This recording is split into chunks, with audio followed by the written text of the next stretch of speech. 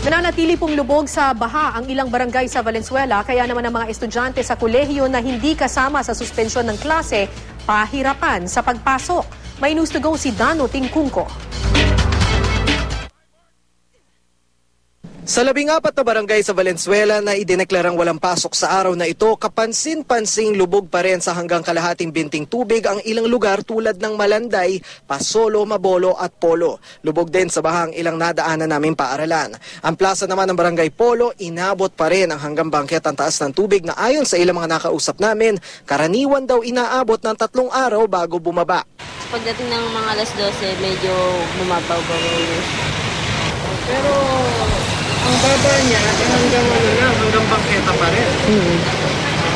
Hindi na siya umaan. Hindi na siya bumababa pa. Hindi na. Baba naman, gaano katagal bago bumaba? Siguro mga 3 araw o 4. Sa kabila ng baha sa malaking bahagi ng barangay Polo, normal pa rin ang takbo ng buhay. Pero di ibig sabihin nito, madali na ang pagpasok ng mga estudyante, partikular ang mga nasa kolehiyo na di sakop ng suspensyon at ng mga high school student na hindi alam na walang pasok dito. Karamihan sa mga nagko-commute, lalo na mga walang baong bota o tsinelas, di malaman kung paano lulusong para makasakay ng jeep nang di nababasa. Manila po kasi ako nag-aaral. Manila. So, hindi ka rin makukuha ng suspension ng itawa. Hindi po. So, paano magiging diskarte mo ngayon?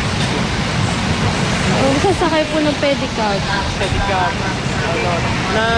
Waterproof ba yung sapatos mo? Hindi po. Kaya ang diskarte ng mga pedicab driver, tinatapat mismo sa likuran ng jeep ang pedicab para tuyong makasakay ang pasahero. Ang ilan nga binubuhat pa para makasakay. Para mapabilis naman ang pagpapababa ng tubig, ayon sa Valenzuela Public Information Office, binuksan na kagabi ang 2 floodgate at pumping station sa barangay Wawampulo. Dano Tingkungko, GMA News.